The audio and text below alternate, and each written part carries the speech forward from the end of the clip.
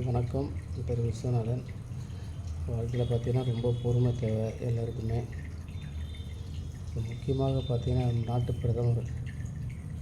ஏன் பிரதமருக்கு பொறுமை தேவைன்னா, ஒரு மகானுடைய பொறுமை ரொம்ப தேவை. மகானுக்கு பொறுமைன்னு அதோடைய பொறுமை தேவை ஒரு பிரதமருக்கு. ஏன்னா நாட்டு மக்கள் நலனுக்காக தான் ஒரு பிரதமர் தேர்ந்தெடுக்கிறது. அந்த பதவி கடவுள் சும்மா கொடுக்க மாட்டார்.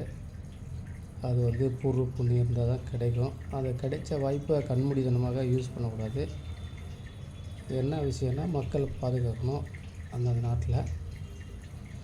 அதனால் சத்குரு பரஞ்சோதி பாபா பைபிள், பகவத்கீதை, குரான் படிச்சுட்டே இருந்தாங்க. ஐயா சமாதி ஆகிறதுக்கு ஒரு வாரத்துக்கு முன்னாடி, ஆமாம் இங்கே யாருக்கு தகுதி இருக்குது பைபிள், பகவத்கீதை, குரான் வாங்குறதுக்கு? ஆமாம் வைத்தீஸ்வரன். என் பேர் விஸ்வநாதன். ஐயா வச்சது வைத்தீஸ்வரன். வைத்தீஸ்வரன் வாங்க, இதெல்லாம் நீங்கள் எடுத்துகிட்டு போங்கன்னார் ஐயா. பைபிள், பகவத்கீதை, குரானை. அப்போ பார்த்தீங்கன்னா நான் அதை எடுத்துகிட்டு அப்படி வெளில வடபழனியில் முருகர் கோயில் இருக்குது, அங்கே போய்ட்டு சாமிலாம் கும்பிட்டு திருப்பி வந்தேன். ஏன் ஒரு மகான் பைபிள், பகவத்கீதை ஒருத்தர் கொடுக்குறாருன்னா சாதாரண விஷயத்துக்காக கொடுக்க மாட்டாங்க. மும்மதமும் என் மதமே. அதனால் பொறுமையை கடைபிடிக்கணும். இல்லைன்னா இயற்கை நம்மளை தண்டிச்சிடும்.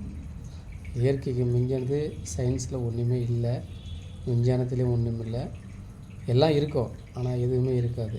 இதுதான் இயற்கையுடைய சாட்சி, பஞ்சபூதத்துடைய சாட்சி. அதனால் எல்லோரும் பொறுமையாக செயல்பட்டு நாட்டு மக்களுக்கு நல்லது செய்யுங்க. விவசாயம் பண்ணி அந்த நாட்டை நல்லா வளர்ச்சி அடையுங்க.